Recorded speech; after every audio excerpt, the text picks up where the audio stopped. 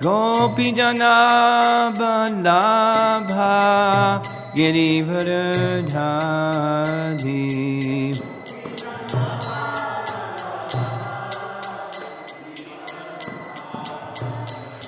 Gopijana Vallabha Girivardhari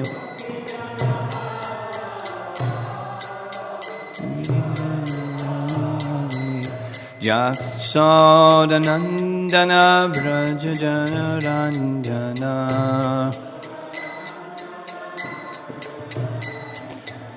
Yasodanandana Vrajajana Ranjana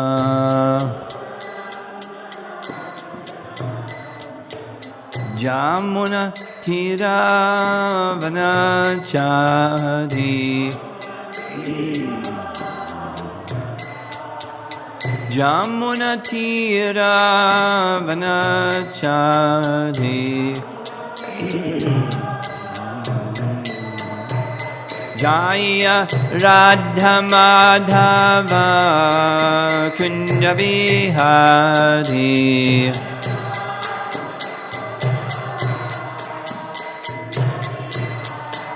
Jaya Radha Madhava Kunja Vihari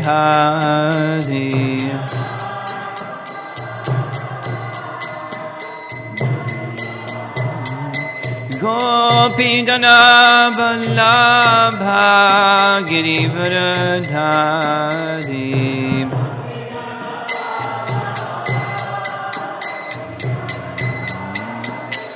Gopijana Vallabha Girivardhari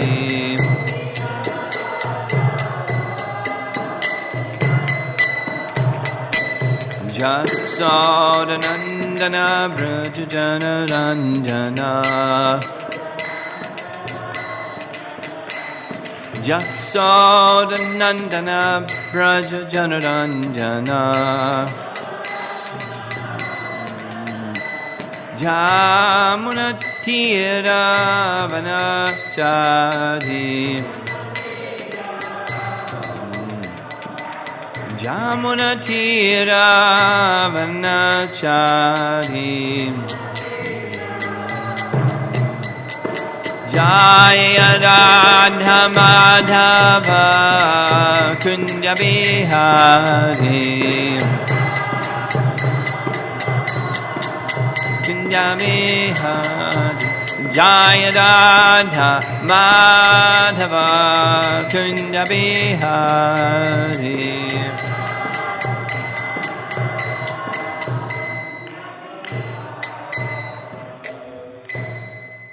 Jai Om Vishnupad Paramahamsa Harivaracharya Astatara Satsasi Srimad His Divine Grace A.C. Bhaktivedanta Swami Srila Prabhupada Ki Ananta Koti Vaishnavrinda Ki Grantaraj Srimad Bhagavatam Ki Savita Bhaktavrinda Ki Nitai Gopimanandi.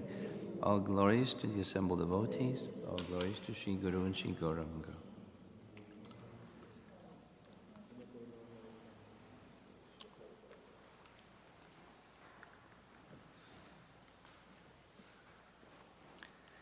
Om Namo Bhagavate Vasudevaya. Om Namo Bhagavate Vasudevaya. Om Namo Bhagavate Vasudevaya. Text 16, chapter 1 of Canto 5.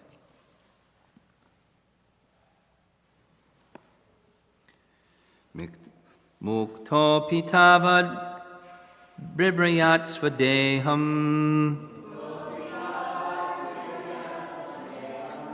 arabdham ashnan abhimana shunyaha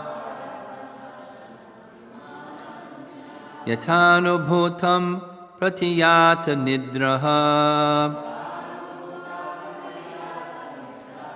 Kim tvanya dehaya gunan navrintte Mukto pitavad bibrayat svadeham.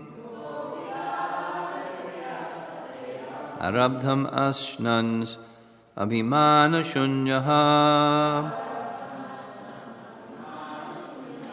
Yatanubhutam pratiyata nidraha. Kim tvanya dehaya gunan navrinkte.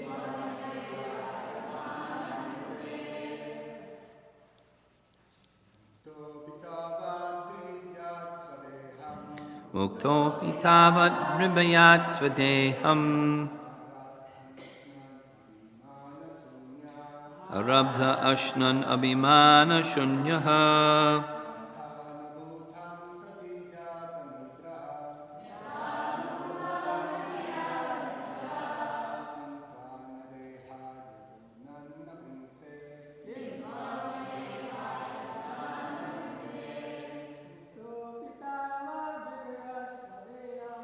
Mukto padavat ribayat swadeham. Arabdha ashnan abhimana shunyaha. Yatanubhutam pratiyata nidraha.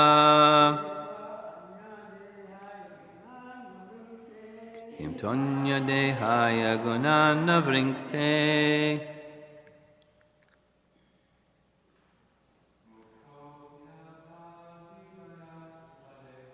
Mukto pitavat viprayat deham.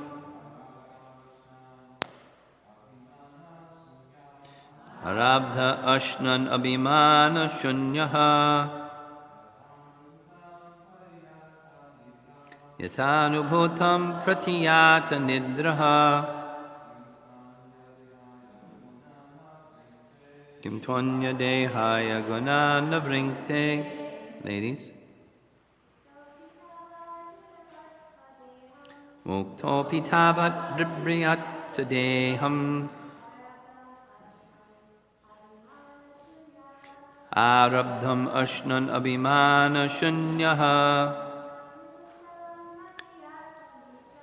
Yatanubhutam pratiyata nidraha. Kim tvanya dehaya gunan navrinkte.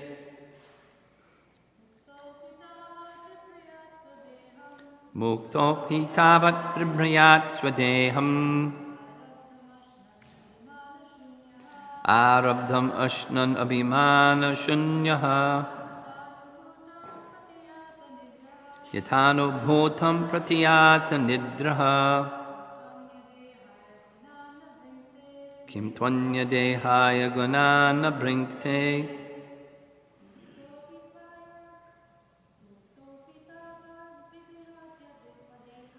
Mukto pitavat vibrayat swadeham. Arabdham ashnan abhimana shunyaha. Yatanubhutam pratiyata nidraha. Kim tvanya dehaya gunana brinkte. Muktaha. A liberated person. Api, even, tavat, so long, bibrayat, must maintain, svadeham, his own body, arabdham, obtained as a result of past activity, ashnan, accepting, abhimana shunyaha, without erroneous conceptions. Yata, as, anubhutam, what was perceived. Pratiyata nidraha, one who has awakened from sleep. Kim tu, but. Anya dehaya, for another material body. Gunan, the material qualities. Na never. Vrinkte, enjoys. Translation, even if one is liberated, he nevertheless accepts the body which he has received according to his past karma. Without misconceptions, however, he regards his enjoyment and suffering due to that karma the way an awakened person regards a dream he had while sleeping. Thus he remains steadfast and never works to achieve another material body under the influence of the three modes of material nature. Purport by Srila Prabhupada. This is Lord Brahma speaking to King Priyavrata, persuading him to take on the duty of being the emperor of the universe. He's reluctant. The difference between a liberated and conditioned soul is that the conditioned soul is under the conception of bodily life, whereas a liberated soul knows that he is not the body but a spirit different from the body. Priyavrata might have thought that although a conditioned soul is forced to act according to the laws of nature, why should he, who is far advanced in spiritual understanding, accept the same kind of bondage and impediments to spiritual advancement? To answer this doubt, Lord Brahma informed him that even those who are liberated do not resent accepting in the present body the results of their past activities. While sleeping, one dreams many unreal things, but when he awakens, he disregards them and makes progress in factual life. Similarly, a liberated person who has completely understood that he is not the body, but a spirit soul, disregards past activities performed in ignorance and performs his present activities in such a way that they produce no reactions. This is described in Bhagavad Gita 3:9. Yagnartat karmano nyatra lokayam karma bandhana. If one performs activities for the satisfaction of the Supreme Personality, the Yagya Purusha, his work does not produce reactions. Whereas karmis, who act for themselves, are bound by the reactions of their work. A liberated person, therefore, does not think about whatever he has ignorantly done in the past. Instead, he acts in such a way that he will not produce another body by fruitive activities. As clearly mentioned in Bhagavad Gita, Mam chayo vyabhicharena bhakti yogena sevate sagunan samatityaitan brahmabhuyaya kalpate. Translation: one who engages in full devotional service, who does not fall down in any circumstance at once, transcends the modes of material nature and thus comes to the level of Brahman. 14:26, Bhagavad Gita. Regardless of what we have done in our past lives, if we engage ourselves in unalloyed devotional service to the Lord in this life, He will always be situated in the Brahmabhuta, or liberated state, free from reactions, and will not be obliged to accept another material body. Chaktvadeham purnar janma naiti mameti sorjuna. Bhagavad Gita 4:9. Last sentence. After giving up the body, one who has acted in that way does not accept another material body, but instead goes back home, back to Godhead.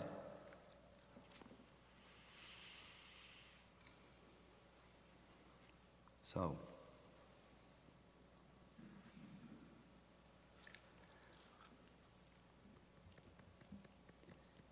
the painting that illustrates this scene is very nice, very idyllic, where it's Satya Yuga. Priyavrata has gone to the mountains and forests in the mountains and been living alone, except with his practices of devotion. That way he's connecting with the personality of Godhead, but he's in a peaceful situation, perfectly happy, on his way to spiritual perfection. And here comes his father saying, come on over and be the emperor. Take a queen, live in the palace, have riches, arrange for all the necessities of administration. And Priyavrata's got the brake pedal on. He doesn't want to do that. Narada, now Brahma, and quite a scene. So how to convince someone who is perfectly contented, being renounced, peaceful, pure atmosphere, to give that up and take on complication and headache and trouble and entanglement. Because Priyavrata knows very well he's not uneducated. He's very clear about the nature of material involvement in material affairs. He'll become attached. And apparently then he'll lose what he has gained for some long thousands and thousands and thousands and thousands of years of practicing the way that he's been practicing. Oh, he naturally has reluctance. So this verse is it's key, it's critical in persuading Priyavrata to remain in the liberated platform and engage in activity. If you think about it for about half a moment, this is exactly the discussion of Bhagavad Gita. Exactly the dilemma of Arjuna. I mean, it's the dilemma of entanglement, not, Arjuna's looking at a battlefield, thinking people will die, and all those other, men will be killed and women will be unprotected and women will be exploited, so I'll be guilty of that sinful consequence by engaging in this ghastly warfare. But it's the same dilemma, and don't be surprised to hear that it's the same dilemma that people who are taking up spiritual life without a clear understanding of bhakti, meaning without an understanding of what the liberated state really is, but not having that understanding, then thinking of definition by negation. Definition by negation means, in short, karma sannyas. Just giving up activity. Because activity is entangling. For action, there's reaction. So the solution is give up activity. Karma sannyas. I'm liberated.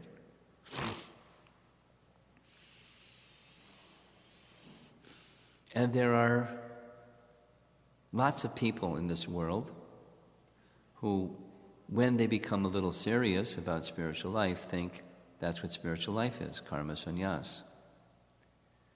And very bluntly, that's what the Mayavadis in Sringeri Math, under the direction of Shankaracharya, believe.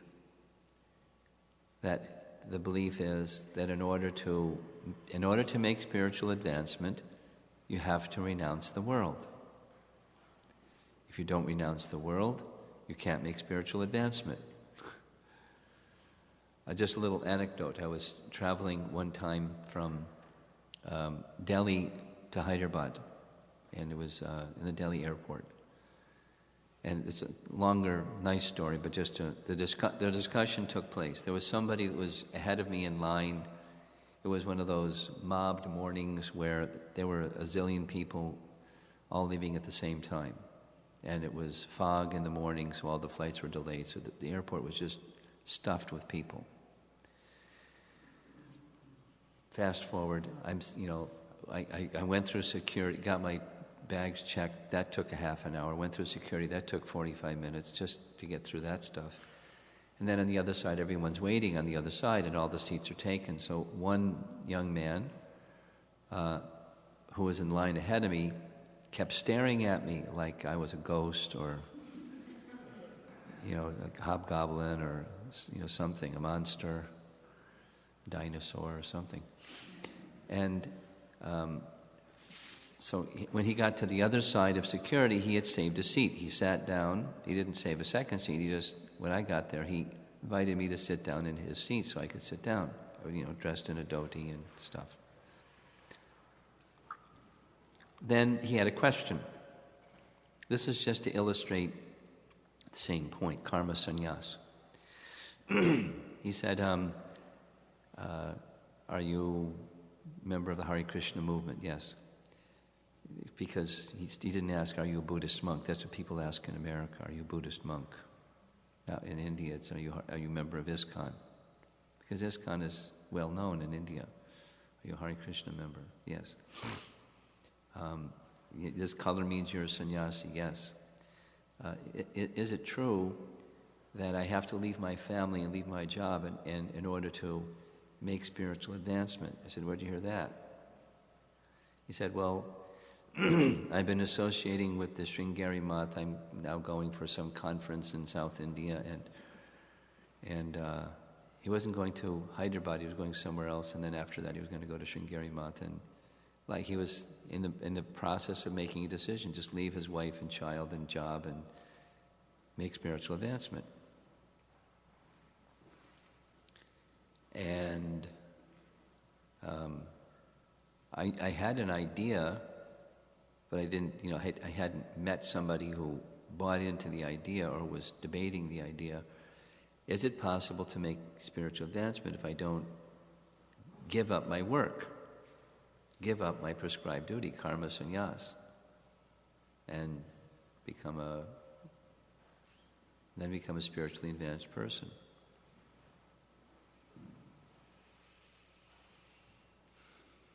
So we had a nice discussion. And, Bhagavad Gita discussion, and what do you think that Arjuna was advanced? Do you think that Vyasadeva was advanced? Do you think that Lord Brahma was advanced? Do you think that Lord Shiva was advanced? Do you think that, or they couldn't make any spiritual advancement because they were in the Grihastha ashram? So what's the principle of advancement? And we a little back and forth, and I said, the dilemma that you have is the same dilemma that Arjuna had, and Krishna was very clear about what advancement is. And it's not karma sannyas, it's karma palatyag. Arjuna thinks it's karma sannyas, like repeatedly, renouncing work. But Krishna says no. Specifically, he says, you don't have the adhikar, you don't have the qualification. There is a stage of very elevated spiritual advancement where one no longer has any duty, because duty is there for one who needs to become purified and those who are fully purified, like Shukadeva Goswami, for example, nice example. What's the duty of Shukadeva Goswami? Wander around and give people Krishna consciousness. Or Narada Muni. What's his duty? The duty is there, listen carefully, duty is there because of our involvement with the modes of nature. And because of a particular configuration of the modes of nature, we have duties. Duties to act according to the impulses of the modes of material nature which we're conditioned by.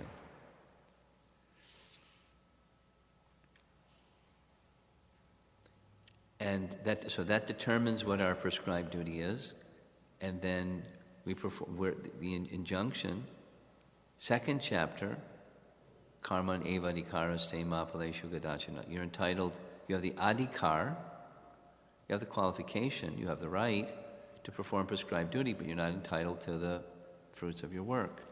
And then the verse that's being quoted here from the 3rd chapter, it just adds upon that one, or builds upon that one, which is when you perform your prescribed duty, you offer the results unto Vishnu. Yagya Purusha, the form of the Supreme Lord, the Bhokta of all the yagyas. You offer the fruits to him. So it's the shorter form is you're not entitled to the fruits. The longer form is they belong to Lord Vishnu. And you perform your work in that way, and there's no bondage, there's no reaction for your work. This is Bhagavad Gita 101. The relationship with Bhagavad Gita and Srimad Bhagavatam is, it's the graduate study. Okay, here's the principle, here's the application of the principle. The application of the principle is Priyavrata. King Priyavrata is thinking karma sannyas, and Brahma is saying karma palatyag. You have your prescribed duty. So now specifically, the verse is saying, muktopi, although liberated, that means liberated, the definition given here is one no longer thinks of oneself in terms of the body. I'm no longer identifying in terms of the modes of nature and the impulses born of the modes of material nature and the desires that come from those impulses born of the modes of material nature. I don't identify with them. They may be there. Maybe the body is there, so the modes of nature are there. I don't identify with them. Instead, I identify with transcendence. So then depends upon what kind of transcendentalist you are, Brahman, Paramatma, or Bhagavan, but transcendence. Priyavrata is a Vaishnava, so it's his is Lord Vishnu. And an impersonalist isn't Vishnu, it's Brahman.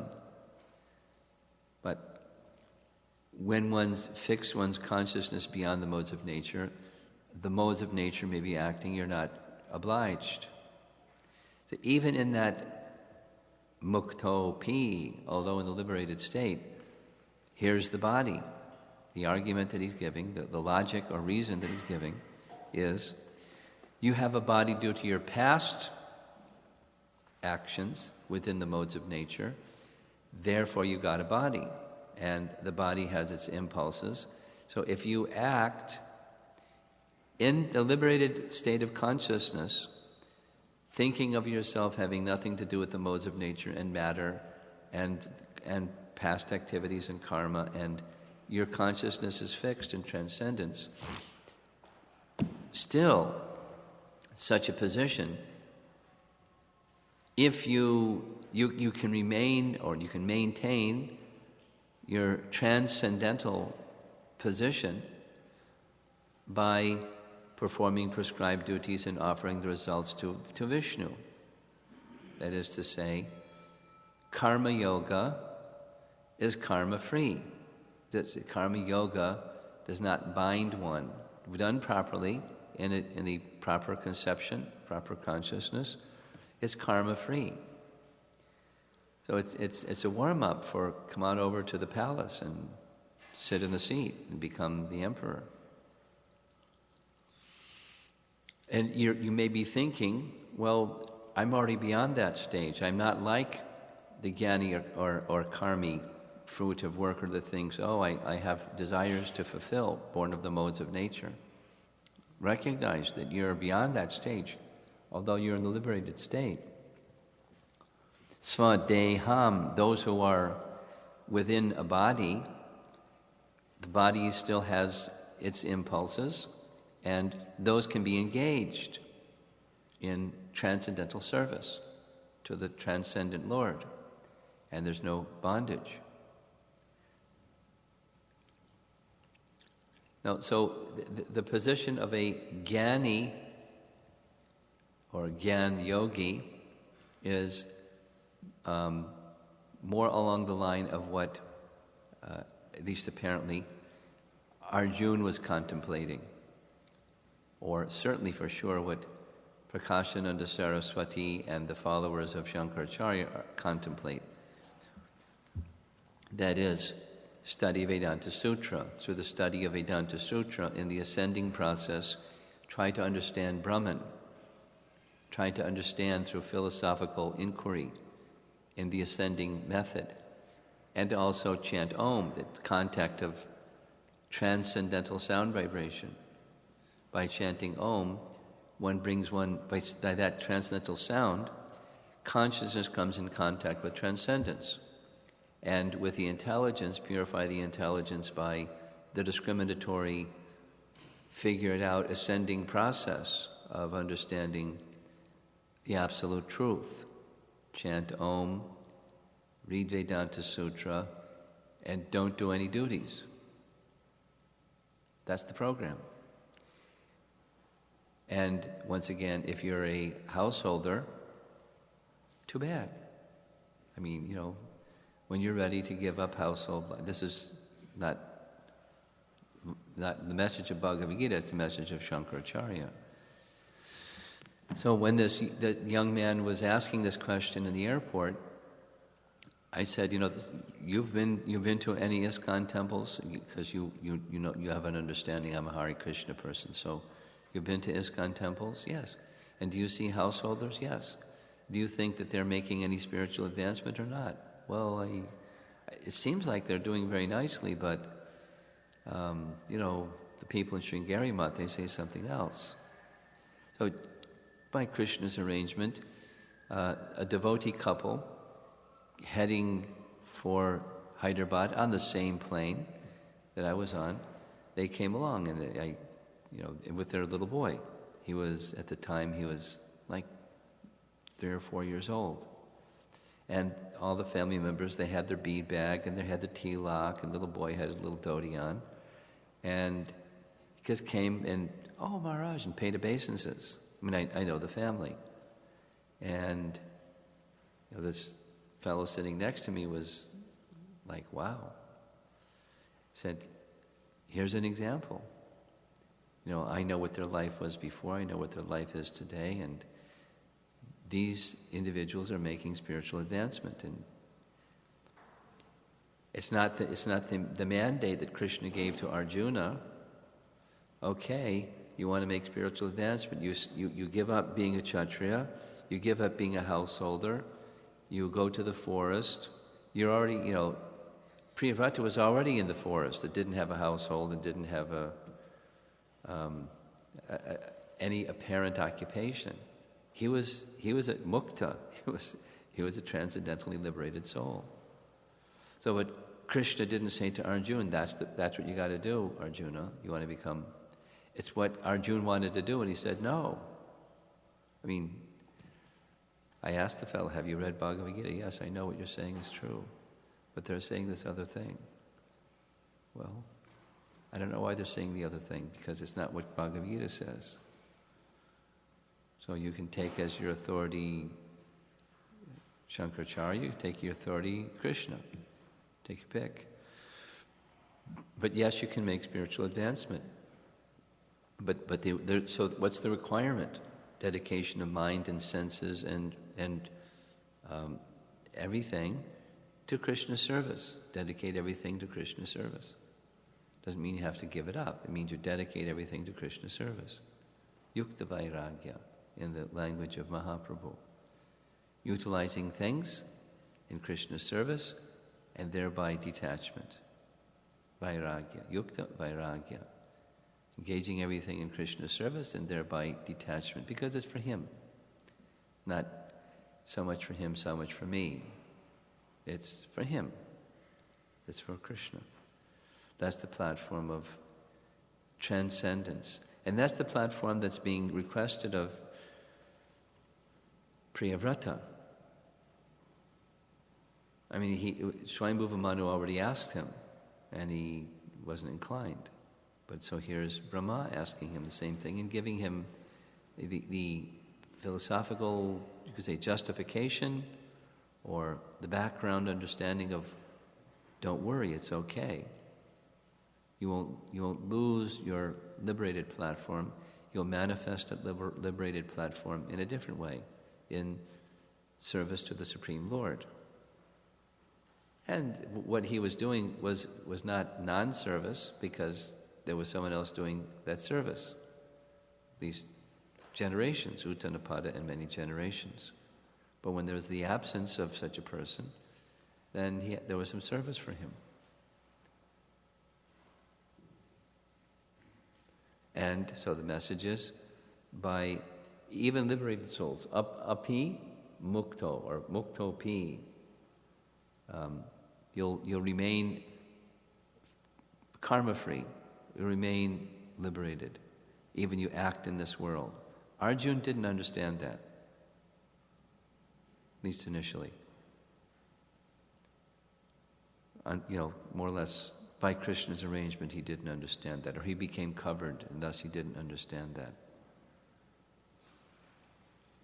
But the purpose of Bhagavad Gita is to help us understand we can progress spiritually by applying the same principle that's being spoken of here by Brahma to Priyavrata and by Krishna to Arjuna. And one more time. We have a body that's given to us, awarded to us by our past fruitive activity and involvement with the modes of nature. Guna and karma give us this thing, this body.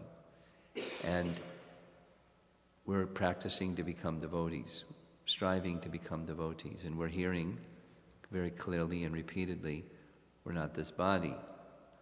So supposing one becomes truly fixed in that conception of, I'm not this body. So then one might think, as Priyavrata is thinking, why do I need to do worldly activity? It's just worldly activity, etc. We don't want to do worldly activity, we want to do devotional activity. But not seeing the difference between devotional and worldly activity, I want to be spiritual. I don't want the implication of entanglement in the modes of nature and fruitive activity. So the modes of nature, the answer is, the modes of nature won't act and karma won't act upon one who carries the proper conception. We're a spirit soul, we're doing service to Krishna, the Supreme Spirit.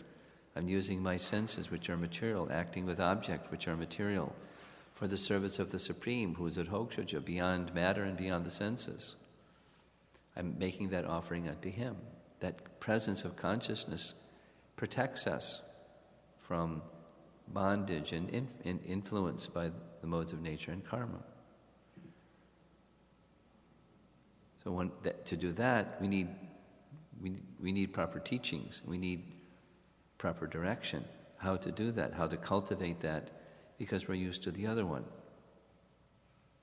Doing things for sense gratification purposes, for gaining something from fruitive something, and then enjoying that fruitive something, or the position, or the subtle position of being an enjoyer. Gross or subtle, that's the one we're used to. And the Krishna conscious position, the transcendental position, is qualitatively different, like night and day are different.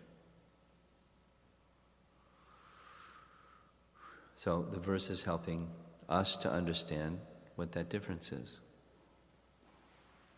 Any discussion? Yes.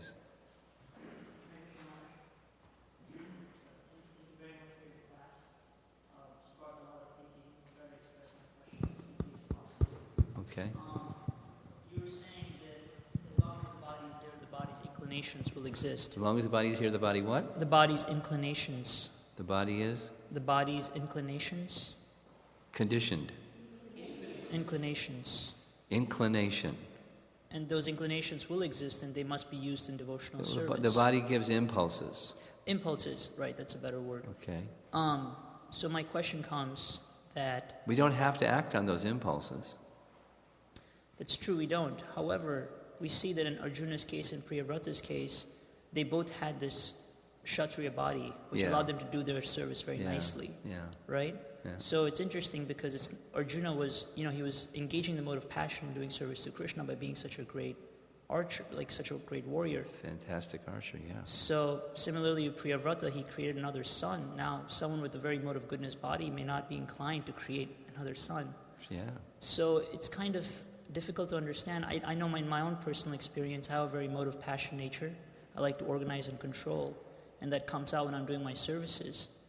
And so in my mind, I'm thinking, okay, the day I give up this tendency to want to organize, that day I'll be devotional. But maybe I'm not seeing it the right way. On the other hand, we may see two devotees, both doing devotional service, one with a very mode of passion way of doing his service, another with a very mode of goodness way of doing his service, and we think the one who is doing it from the mode of goodness is a better devotee. Because we think, oh, if someone's moving very fast, or he sees, he has these big ideas, then that can't be very devotional. You know what I'm saying, Mar? It's a little difficult to understand how one engages impulses. Well, okay, I was listening carefully to what you're saying, and it started simple, and then it got really broad, and then it got simple again. The simple is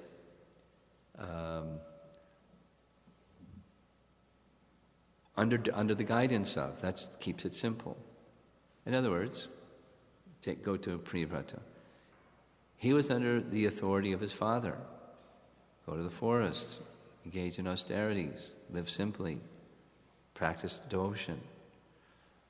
Under the authority of his father, he did like that. Doesn't describe, Narada Muni, whoever was. He was his spiritual master, so the details of Narada's instructions to him how to do that isn't provided.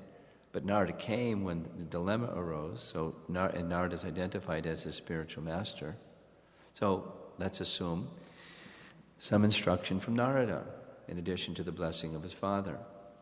So here he is, not responding to the impulses of the body, the modes of nature, and his, Kshatriya body. He's doing this other thing, the path of devotional service, transcending those things. Now here comes a need for service. And three persons are asking him, his father, his spiritual master, and the Father of the universe, saying, please come and do this service. So the need for service is there. So then the protection is also there. Now in our case, there are some impulses that that are not offerable to Krishna, although I may be embodied, and they're impulses because I'm embodied. Some of them are not offerable to Krishna, so the answer is very simple: no. And there are other impulses or tendencies. You're giving the example of organizing things. So, to what degree, one of the questions is, to what degree is that, I would say it differently than you did, to what degree is it a dovetail, and to what degree is it the interest of Krishna? That's your question, yes? That's not your question. It's a nice question, but it's not your question. When we're acting under authority, dasya, the nice example I like from Nectar Devotion is Pradyumna, Krishna's son. And if Pradyumna wanted to do something, and Pradyumna came to know Krishna didn't want that something, he didn't do that something. And vice versa. If he didn't want to do something, he came to know that Krishna wanted that something, he would do that something. So there's an urge, but the higher principle is what Krishna wants. And what Krishna wants that's where the energy goes. What Krishna wants.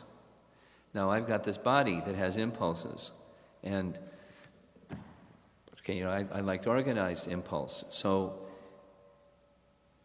I must do that, but I must do that unless I'm under authorization to not do that. It's going to come out. So therefore, I must do that, but I must do that in a way that's pleasing to Krishna and for Krishna's happiness. The nature of it, it's theistic, and the purpose is for Krishna. Then that's the path of transcendence. Now, as one goes further, what happens to those impulses? We still have a material body.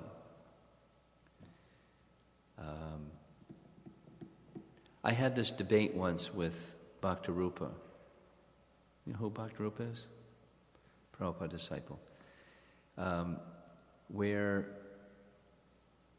Bilvamangala Thakur's statement of, when in my mind I think of sex life, I spit at the thought.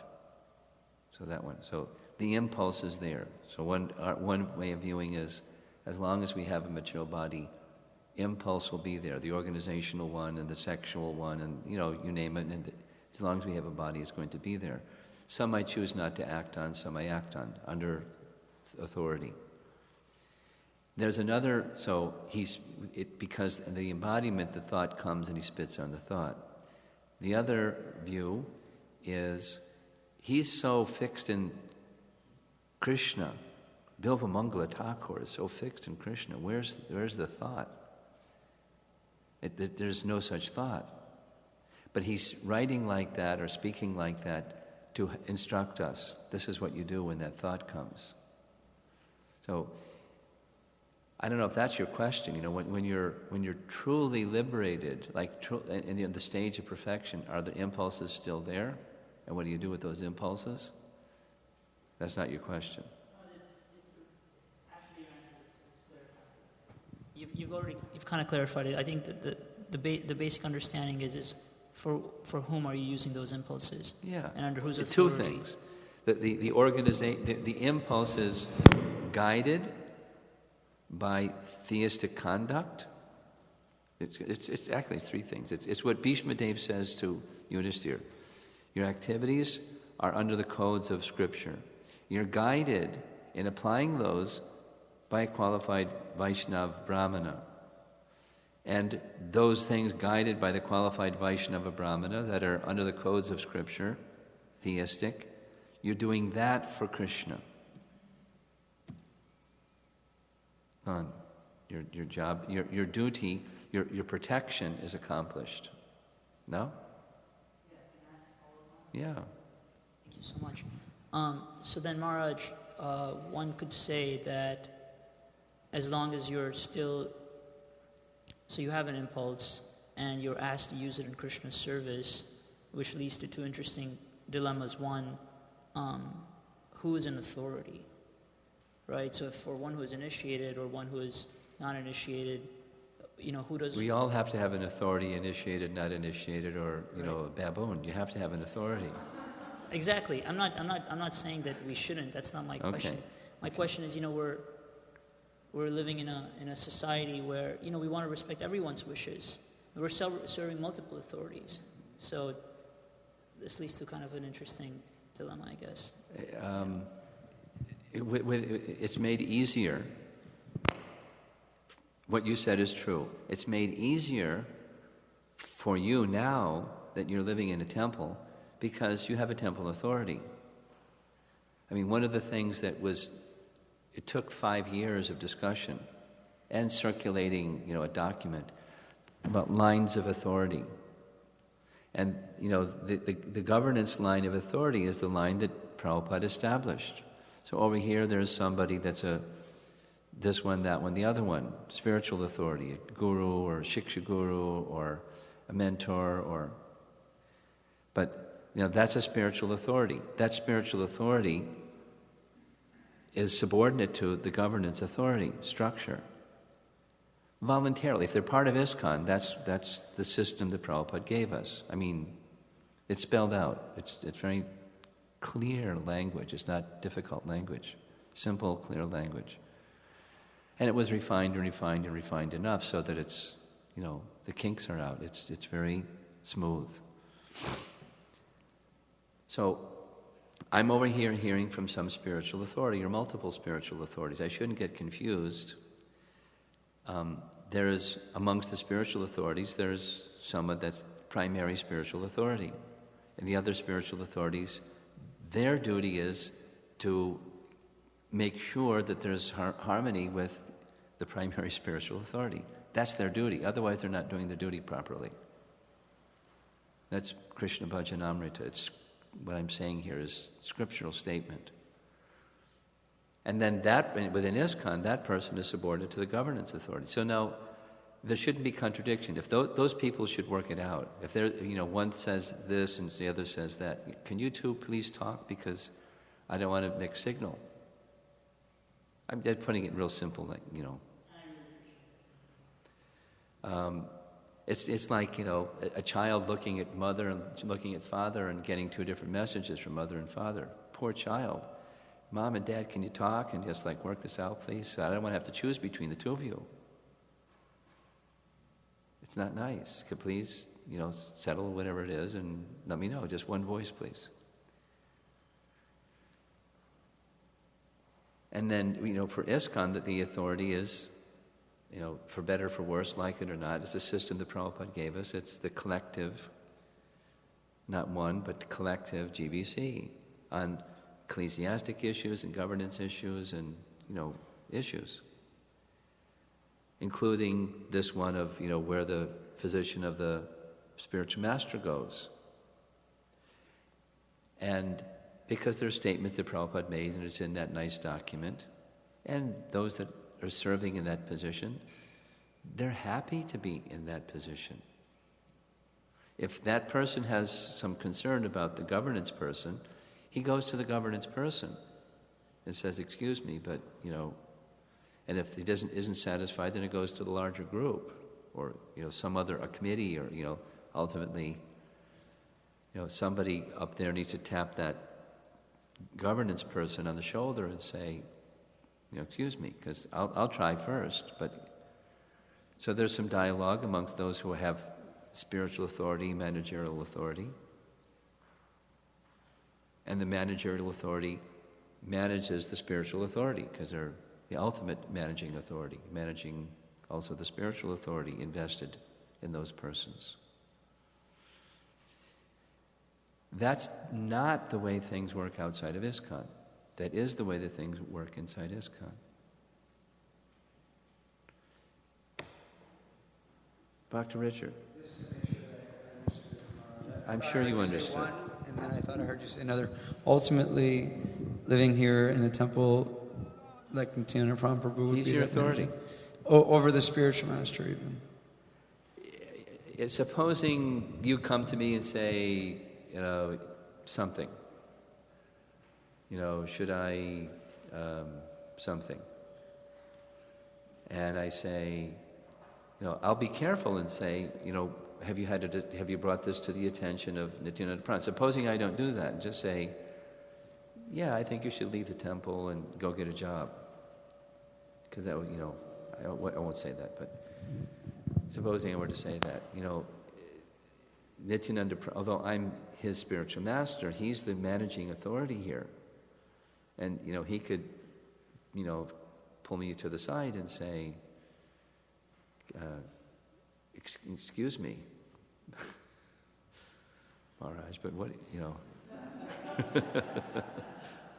And he should do that. And it's not just me, it's, Dravida was here, supposing he said to somebody, come on down to San Diego, it's nice and warm. Or whatever, we have a nice bhakti program, come on down. He has spiritual authority, just by his Krishna consciousness. But he needs to subordinate that spiritual authority under the management structure, which he does because he's such a nice devotee. But if he were to step outside that, he could be, we blow the whistle. It's a violation of that standard. Does that make it clear? Yes, it sounds like listening on here and he's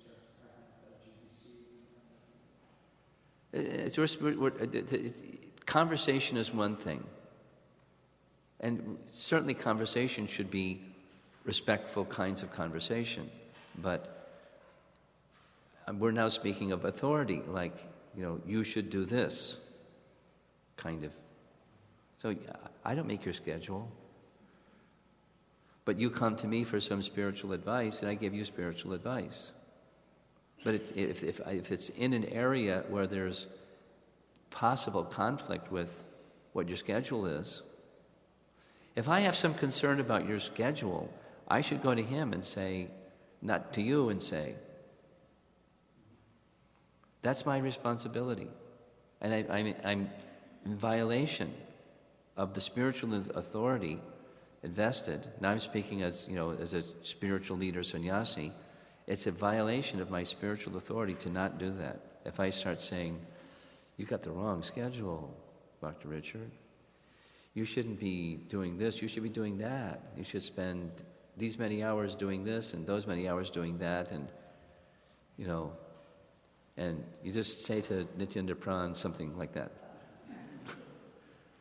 Or don't even tell him, just change your schedule. Or that's ridiculous. It's a violation of authority. I don't have the authority to do that. He has the authority to do that. Although from my GBC position, I gave him the authority to do that. Now he has it. I can't usurp it. As a GBC, it's his authority. That's the structure. If we follow the structure, life is nice. And if we don't follow even when something needs correction, there's a means to correct it. But we don't follow the structure to correct what we think needs to be corrected. It just makes things worse. It's chaos. Okay? Ashraya, you just have something? I was excited to get a sense that what you were describing about the authority structure that Srila Prabhupada has given us is so parallel to what's here. Speak slowly and clearly, please. Yes. I got it so far, but you're going to start to go off into that other zone. Thank you.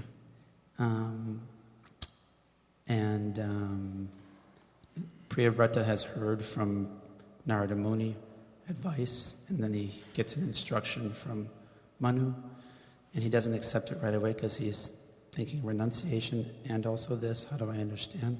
So I was feeling that we also have that protection, that it's not, although an authority is assigned according to structure, there is also a structure where we have persons who are giving us spiritual wisdom just coming through the temple or within our community. And it's our responsibility, and it's really our protection. This is my inspiration about it, that we need to correlate these and understand them, because Krishna is really giving us help to be able to follow the different authorities properly. Sure. But then it's dialogue, it's not going on strike. We really need to do something with the acoustics. We had a discussion yesterday with Dravida, and it's really hard to hear. He's trying to speak slowly, and I'm trying to hear, and I'm not able to hear so clearly. I got it, but it's not easy. So please do that thing that we spoke about, whatever it is, acoustics. It's a nice temple room. The acoustics are very difficult. Subal?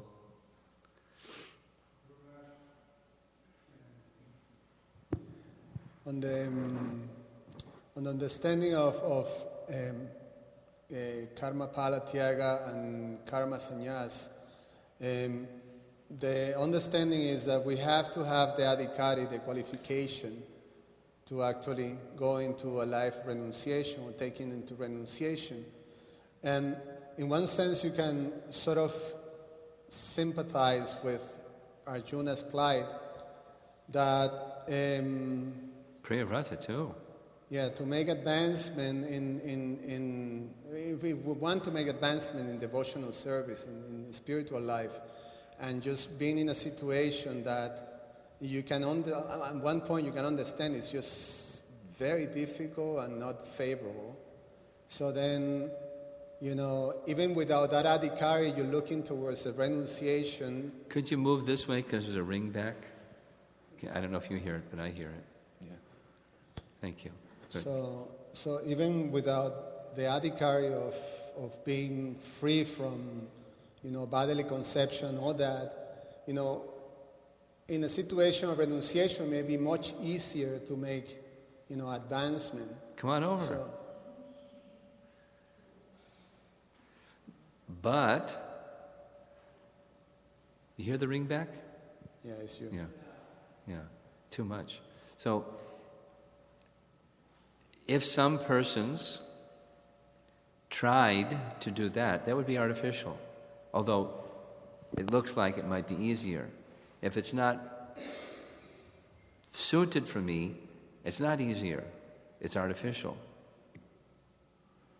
So one needs to evaluate, and one needs proper guidance to help one evaluate what is suited for this person as opposed to that person.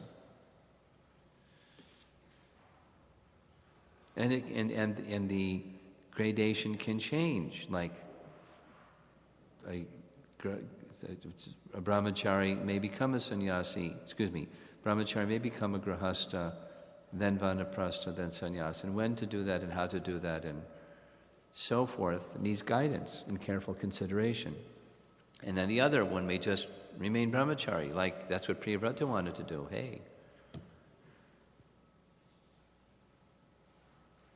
But he was being properly guided. He could have just remained had there not been the need for someone, but there was a need for someone. And they can't put, an unqualified person. They need a qualified person to be an emperor of the universe. Not just, a family member, but they need a qualified person. So, did that answer your question? Okay. Krunanidhi. I know that you can speak slowly and clearly. Yes. Hare Krishna Maharaj. I have one question.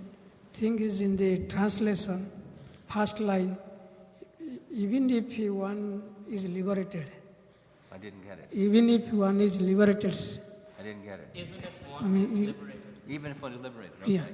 Then he never accepts the body what he had before according to karma, guna and karma. That's what in translation, first line. It says. Yeah. My question is... If he's liberated, why is he getting a body? If he is liberated, yeah. why is he getting a body to begin with? Yeah. That's your question? No, my question is, next step is, so what happens after liberation when we go to Golak Vrindavan, what type of body we get? Oh, it depends on the consciousness that one develops. One could be a Mayavadi, liberated. And it depends on, his bhava, what position he'll get and what kind of spiritual form he'll get. He can enter into the Brahmajyoti if he's that kind of transcendentalist. Anything from the ladies' side? Yes. Yes. Guruvai, my question is from yesterday's class. It's a little off topic. My question was, in yesterday's verse, we were hearing the mood of separation, where the devotees... The mood of? Mood of separation. Separation. In that the devotee think that himself as very poor and neglected. Yes. And my understanding was from our place we can appreciate that, but when we were to cultivate, I can speak for myself, when I were to cultivate a mood, I still need to work on cultivating the mood that Krishna is accepting me, and there is a conditioned nature which thinks that Krishna is neglecting, but that's different from mood of separation. Yeah. So this prayer can be kept it's an advanced level of devotion. Yes. Someone that's not advanced, that thinks, oh, let me cultivate that one, that's advanced. They'll spin out. They don't have the adhikar for that. But when one is advanced, it's a sadhana, practically. That's what he did. He was saying that mantra over and over again, strengthening the mood of ecstatic love. Something very similar to when Chaitanya Mahaprabhu was experiencing ecstatic moods, Swarup Damodar and Ramananda Roy, they knew exactly the verses from Scripture that would enhance and strengthen that mood. It wasn't, it wasn't the other. It wouldn't be like us. We're neophytes and we're trying to imagine ourselves being advanced and then read some verse, and it's foolish. It's not to be done. We spent some time discussing that so we can understand what that mood is and the role of purpose that I used it with, the role of prayers chanted again and again. Let us chant those prayers again and again that are suited for our position.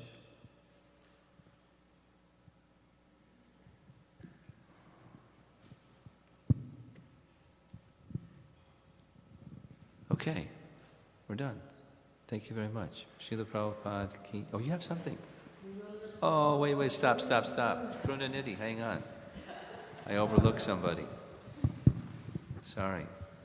Hare Krishna Maharaj.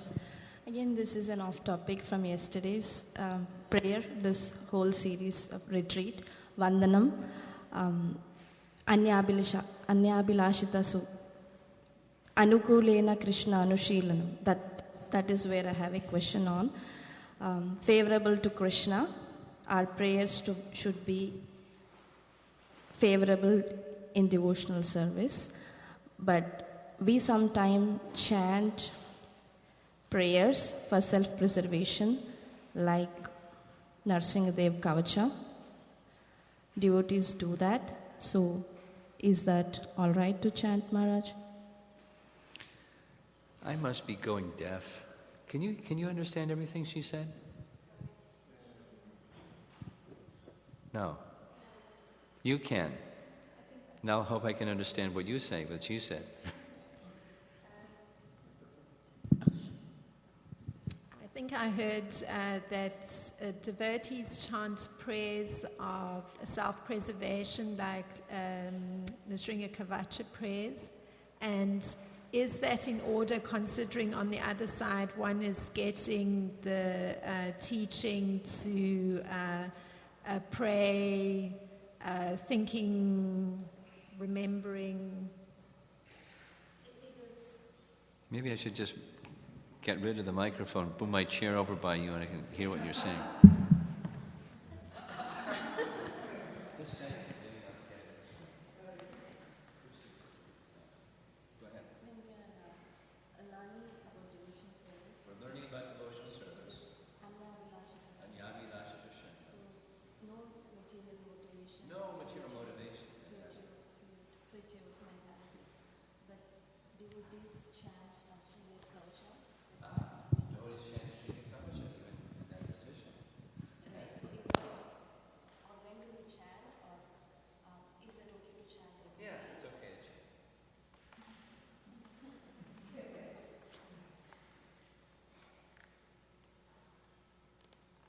I'm not sure why you're asking the question.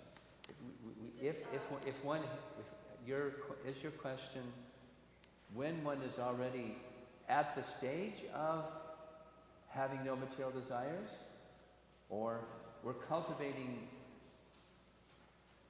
getting to the place where we have no material desire? Cultivating. And so I'm in that position, cultivating that. Now, is it okay to also chant Nrsinga Kavacha? Yes. Because the motivation there is bodily preservation of the body. Well, seeking protection from the Lord.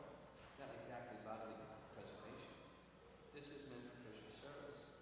You have to service for Krishna. You have. So, Lord Nrsinga, please assist me in carrying out your service by giving protection, not by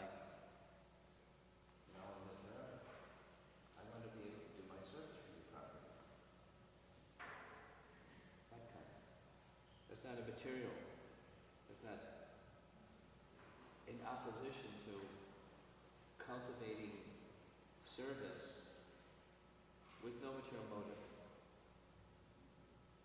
to serve. So like, one of the, we don't have, something that all of us do, put it this way, is we apply tilak. And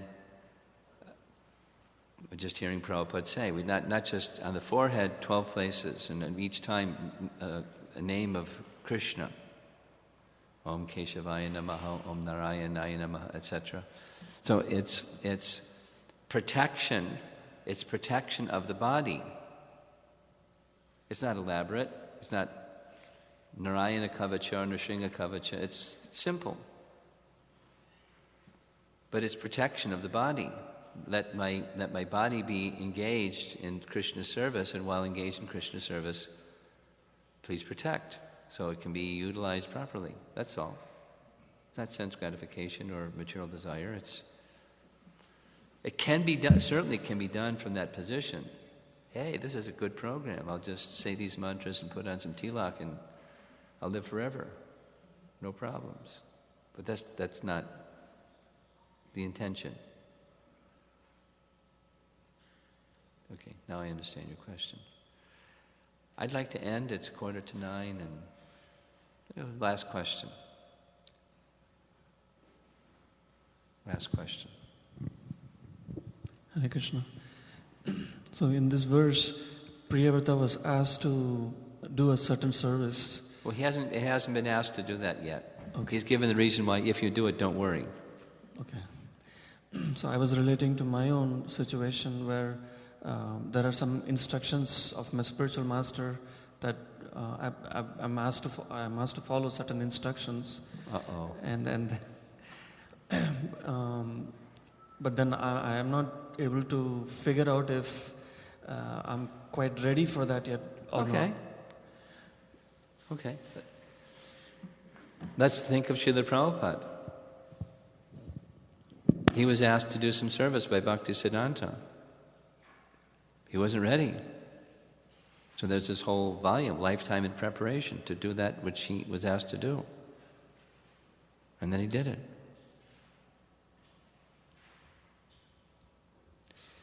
He didn't trash it.